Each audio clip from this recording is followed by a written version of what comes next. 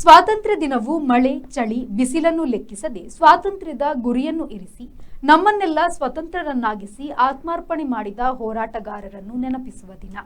ಸ್ವಾತಂತ್ರ್ಯವೆಂದರೆ ಬೆಚ್ಚನೆಯ ಅನುಭೂತಿ.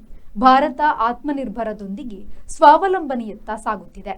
ಭಾರತ ಜಗದ್ಗುರುವಾಗಲಿ ಎಂದು ಕಾಪು ಶಾಸಕ ಗುರ್ಮೆ ಸುರೇಶ್ ಶೆಟ್ಟಿಯವರು ಹೇಳಿದರು.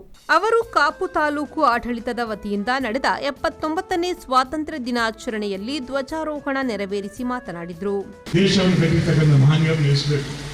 79 ವರ್ಷ ಅಂತ ಹೇಳಿದ್ರೆ ಒಂದು ದೇಶದ ಬದುಕಿನಲ್ಲಿ ಪ್ರಮುಖ ಕಾಲಘಟ್ಟ ಅಂತ ಭಾವಿಸ್ತೇನೆ. ಹಾಗಾಗಿ ಆ ಕಾಲಘಟ್ಟದಲ್ಲಿ ಹಿಂತಿರುಗಿ ನೋಡಿದಾಗ ನಮ್ಮ ಹಿರಿಯರು ಮಾಡಿದ ಸಾಧನೆಗಳ ಪೂರ್ಣ ವೇದನೆಗಳ ಪರಾಮರ್ಶೆಗೆ ಒಂದು ಪರ್ವಕಾಲ ಅಂತ ಭಾವಿಸ್ತೇನೆ.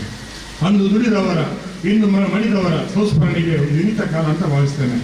ಹಾಗಾಗಿ ಇವತ್ತು 2047ಕ್ಕೆ ಒಂದೊಂದು ಕನಸಿದೆ, ಒಂದು ಮಹಾ ಮಂತ್ರ ಇದೆ. 2047ಕ್ಕೆ ಈ ದೇಶ ಜಗದ್ಗುರು ಭಾರತ ಆಗಬೇಕು.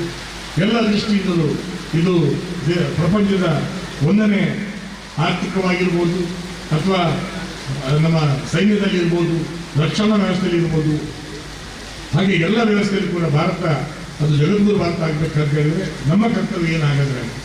ಗಣ್ಯರು ಸಂವಿಧಾನ ಶಿಲ್ಪಿ ಡಾಕ್ಟರ್ ಬಿಆರ್ ಅಂಬೇಡ್ಕರ್ ಅವರ ಭಾವಚಿತ್ರಕ್ಕೆ ಪುಷ್ಪನಮನ ಸಲ್ಲಿಸಿದರು. ಈ ಸಂದರ್ಭ ಕಾಪು ತಹಶೀಲ್ದಾರ್ ಡಾಕ್ಟರ್ ಪ್ರತಿಭಾ ಆರ್ ಅವರು ಮಾತನಾಡಿ, ಭಾರತ ಬೆಳಕಿನ ಕಣಜವಾಗಿದೆ. ಸುವರ್ಣ ದಿನ ಸ್ವಾತಂತ್ರ್ಯ ದಿನವಾಗಿದೆ. ವೈಚಾರಿಕ ವೈಜ್ಞಾನಿಕ ಭಾರತವಾಗಬೇಕಿದೆ. ಮೌಲ್ಯಗಳನ್ನು ಇರಿಸಿ ತಂತ್ರಜ್ಞಾನ ಅಭಿವೃದ್ಧಿಯಾಗಬೇಕು ಎಂದರು. ದೇಶದ ಸಾರ್ವಭೌಮತೆಯನ್ನು ಎತ್ತಿ ಹಿಡಿಯುವವನೇ ನಿಜವಾದ ಭಾರತೀಯನಾಗಿರುತ್ತಾನೆ. ಇತಿಹಾಸವನ್ನು ತಿಳಿದವರು ಮಾತ್ರವೇ ಇತಿಹಾಸವನ್ನು ಸೃಷ್ಟಿಸಬಲ್ಲರು. ಹಾಗಾಗಿ ನಮ್ಮ ಭಾರತ ಸ್ವಾತಂತ್ರ್ಯದ ಇತಿಹಾಸವನ್ನು ತಿಳಿಯಬೇಕಾಗಿದೆ. ಅಲ್ಲಿನ ತ್ಯಾಗ ಬಲಿದಾನವನ್ನು ನೆನಪಿಸಿಕೊಂಡು ಇಂದಿನ ಭಾರತವನ್ನು ರೂಪಿಸಬೇಕಾಗಿದೆ. ಇಂದಿನ ಭಾರತವು ರೂಪುಗೊಳ್ಳಬೇಕಾದರೆ ಹಿಂದಿನ ತಪ್ಪುಗಳನ್ನು ನಾವು ಮತ್ತೆ ಮರುಕಳಿಸದಂತೆ ನೋಡಿಕೊಳ್ಳಬೇಕಾಗಿದೆ. ಯಾವುದೇ ಒಂದು ಭವಿಷ್ಯತ್ತು ಹಿಂದಿನ ಒಂದು ಇತಿಹಾಸದ ಮೇಲೆ ನಿರ್ಭರವಾಗಿರುತ್ತದೆ.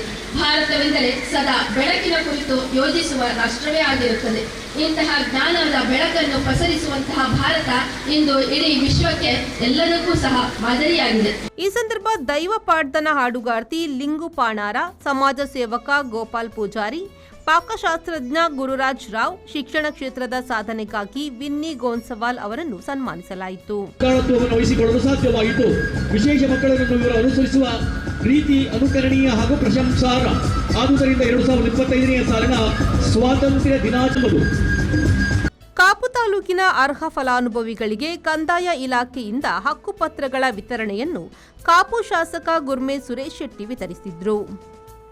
ಪೊಲೀಸ್ ಸೇವಾದಳ, ಸ್ಕೌಟ್ಸ್ ಗೈಡ್ಸ್ ಶಾಲಾ ವಿದ್ಯಾರ್ಥಿಗಳಿಂದ ಆಕರ್ಷಕ ಪಥಸಂಚಲನ, ಸಾಂಸ್ಕೃತಿಕ ಕಾರ್ಯಕ್ರಮಗಳು ನಡೆಯಿತು.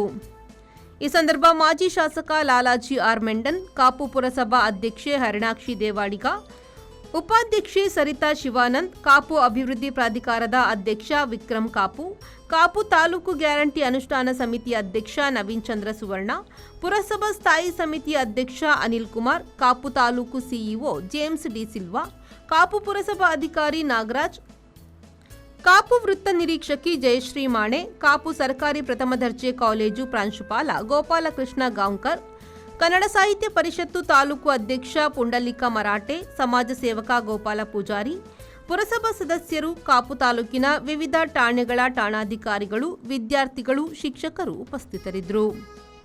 ಯುವಜನ ಮತ್ತು ಕ್ರೀಡಾ ಇಲಾಖೆಯ ತಾಲೂಕು ಅಧಿಕಾರಿ ರಿತೇಶ್ ಕುಮಾರ್ ಸ್ವಾಗತಿಸಿದರು. ಪಿಡಿಒ ಶ್ರೀನಿವಾಸ ವಂದಿಸಿದರು. ರವಿರಾಜ್, ವಿ4 ನ್ಯೂಸ್, ಪಡುಬಿದ್ರಿ.